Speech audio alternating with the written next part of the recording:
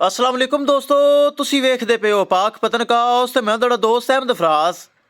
दोस्तों सब तो पहले रिक्वेस्ट है चैनल ਨੂੰ सब्सक्राइब कर लो, फेसबुक वाले बरावीर बहुत अच्छे पेज ਨੂੰ फॉलो कर लो। माशाअल्लाह दो गावां, एक जर्सी ते चोलस्तानी पहलन, एक है माशाअल्लाह दूसरा सूआ जर्सी फ्रीजियन।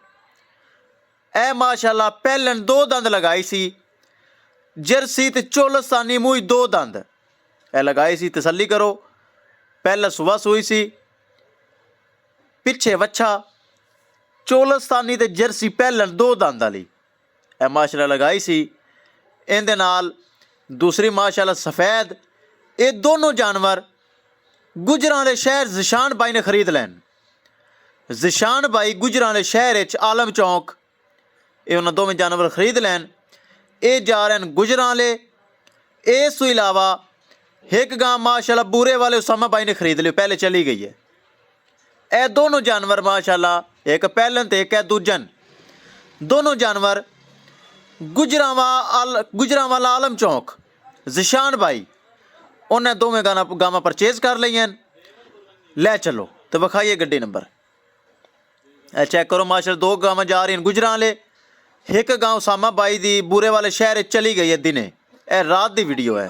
यह चेक करो माशाअल्लाह बहुत अच्छी गां, बहुत आला गावां दोनों। यह चेक करो लोडिंग वास्ते बिल्कुल तैयार हैं। गड्डी नंबर एक एक चीज़ करिए क्लियर। लो जी गड्डी लग चुकी। शाहजोर किसे मेरे बरावीर नूं मजीद जानवर चाहिए होवे पाक पतनकाउस मिलेगा। दोस्तों पाक पतनकाउस चैनल बनाया दोस्तों वास्ते, बरावां वास्ते। अच्छे अच्छे जानवर, मयारी जानवर और नस्ल वाले जानवर मौजूद होंदे हैं। लोकेशन बरावां दसदा जावां अड्डा बुंगा हयात, तहसीलो ज़िला पाक पतन शरीफ। मोबाइल नंबर है साडा 0300 पूरा 87 54 743। चेक करो दोनों जानवर महफूज तरीके लोड हो गए। किसी बरावीर नूं मजीद जानवर चाहिए होवे राबता करके परचेज कर सकता है। इंशाअल्लाह दोस्तों मिलांगे एक नई वीडियो के नाल। अल्लाह हाफिज़।